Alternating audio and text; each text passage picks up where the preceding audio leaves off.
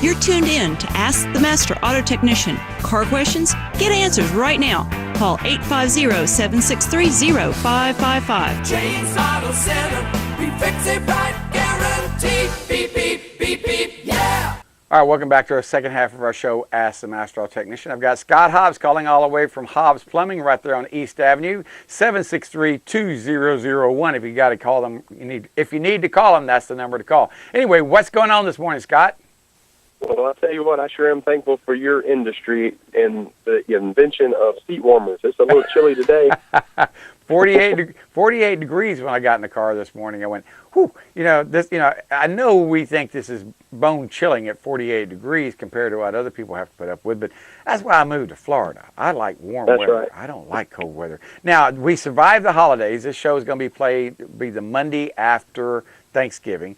And the biggest thing that we find out during the holidays that I find out when people take trips on cars is cars overheating.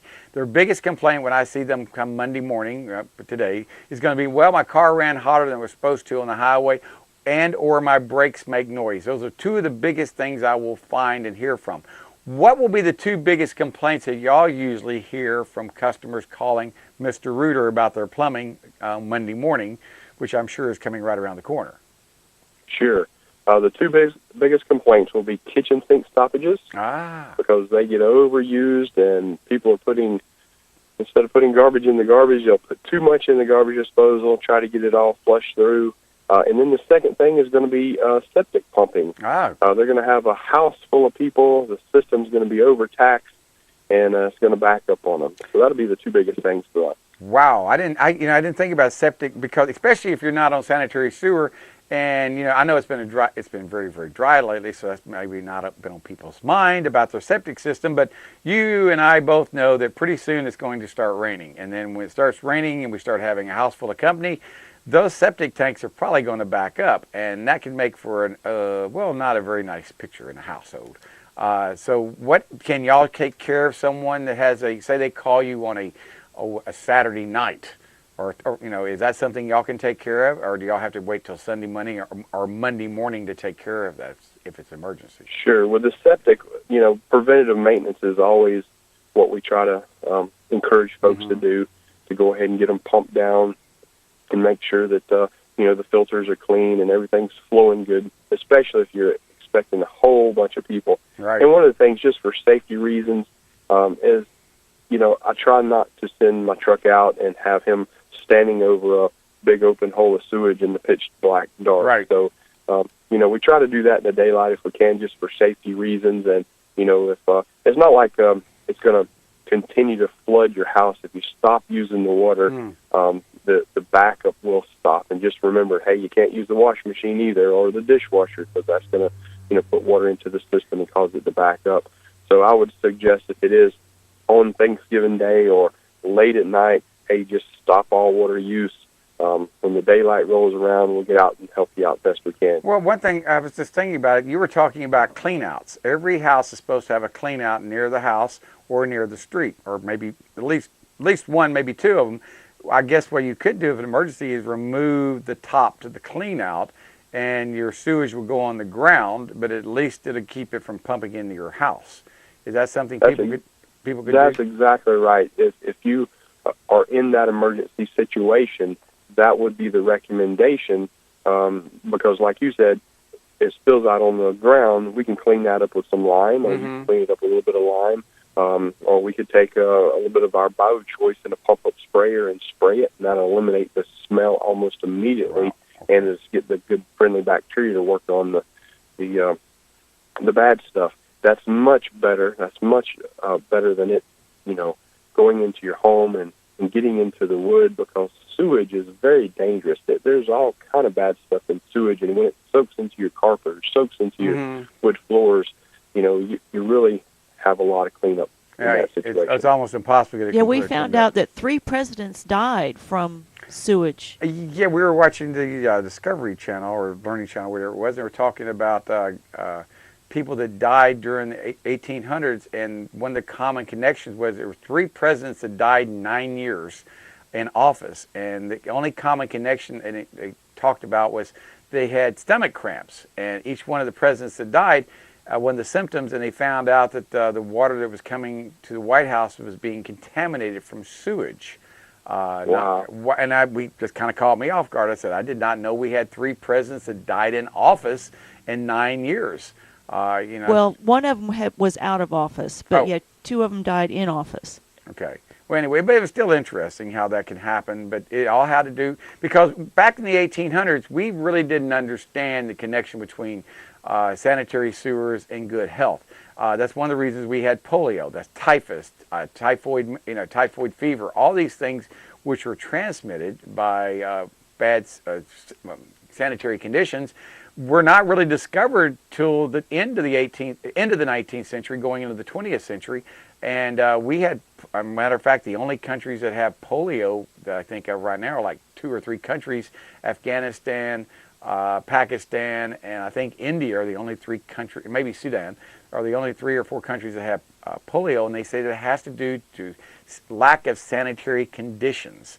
Once you get those taken care of, those diseases seem to go away as well.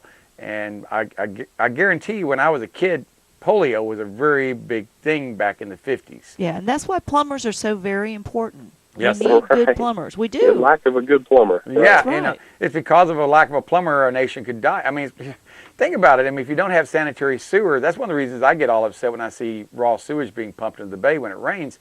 I just wish there was a way we could stop that from happening. And I know there is. It's just a matter of priorities. And eventually we're going to get it taken care of. But if people had that happening in their yard, pumping raw sewage in their yard, they wouldn't stand for it. They'd take care of it. They'd do something about it. Right. And, Sure. and I know that's something that's going to be taken care of here in Bay County. But when people do have, if they're seeing during heavy rains and they're seeing their septic tanks fill up and they're having trouble flushing their toilets, is that usually a sign that it's time for them to replace their septic tank or their drain fields? It could be. It very well could be. Today's codes, they kind of take into consideration the high water table, where the highest water table would possibly be. That's why you see a lot of mound systems around. So they take that in consideration whenever they're evaluating a site to determine how to build the system. Right. So, a heavy rain, a properly installed system that's functioning properly and that hasn't been abused, a heavy rain should not affect it. But you do have hundreds and hundreds of systems out there that's not the case. The system's been abused, or something's changed in the neighborhood and water's starting to shed different to your property. And believe it or not, we're still, even right now, we're getting a lot of septic pumping calls because of the lack of evaporation. Through the lack of evaporation, I mean, help me out. Why is the lack of evaporation? Because you need evaporation for the septic systems to work, I guess, for it to, is that correct? Exactly. So you need, in the middle of the summertime when we've gone weeks and weeks without rain, that's our slowest time. We hardly get any requests for pumping because there's so much evaporation. Right. And it's pulling the moisture out of the soil. Now we're having a lot of sunshine and no rain, but it's not really strong enough to pull the moisture out. So we're still getting a lot of pumping calls, even though we don't have rain going. I had no idea. And you were telling me y'all have to pump this out and send it all the way to St. Joe to dispose of it. There's no place closer to get rid of it. And that's right. That's $300 a truckload to go, whether it's 1 tablespoon or an entire truck to go over That's there. right. I'd love to see Bay County be able to repurpose the wastewater disposal plant up there to be able to accept that and make that a way for the wastewater treatment plant to be self-funding. Right now it doesn't fund itself because there's not enough houses. I think they only have how many houses do you tell me, Anna Marie? They have 100 houses on that somewhere now? I think it's less than 100. Less than 100 houses. Yeah, it's not many. Not very many up there. Maybe that'll happen with the new administration. We're going to find out. Scott, we got about 2 minutes left. Really, we got about 3 minutes left. What would you recommend people to do? They survived Thanksgiving. We've got the long holiday now coming up. We've got, I call it the long holiday because a lot of people close down for 3 or 4 days all the way till even longer, for a whole week, all the way to the first of the year. And they're going to be at home and entertaining family. What would you recommend people to do before all the families come to visit? What should they be checking? What should they, if they see anything that's questionable and call you, what should they be looking for that might be questionable that they should call a plumber for? Sure. Well, visual inspections are always the best. Plumbing is one of those things that's kind of out of sight, out of mind. I would say just kind of go through the home, look around the back of the toilets to see if there's any moisture or any signs of water stains. Look under the cabinets, see if you see anything, any corrosion or water. Sometimes we don't look under our vanities for months, until we are looking for something, and we realize, wow, we've got moisture under here. Check all of the drains. If you have a bathroom that only gets used when the guests are there, go ahead and flush the toilet, make sure it's working good. Run the tub drain, make sure it's not slow. And if you're having slow drains, go ahead and call before it stops up. That's and a then good idea. The best thing is preventative maintenance. I've got a lot of your listeners or viewers that come by our office and grab the Bio Choice or call us, and if we're in the neighborhood, we'll drop it off to them. And they're doing the preventative maintenance. They're using that product on a monthly basis to prevent those emergency stoppages. Now, does the Bio Choice take care of hair, or does it take care of only fat products? Someone was asking me the other day, and I said, I have no idea if it takes care of hair, because I know hair is nothing more than protein. That's all that is. Sure. And I don't know if that dissolves that or not. Absolutely. So the Bio Choice, what it does is it attacks the fats, oils, and grease. It's a friendly bacteria, a good, healthy bacteria, kind of like a probiotic for your stomach. And what it does is it takes all the sticky stuff and it eats it away, so the hair has nothing to stick to, and it flushes on through the system. And any solid particles that will not be broken down by a bacteria flush on through the system. I wish that was true around my house, but I have so much hair at my house. I actually have to go in there and remove the hair.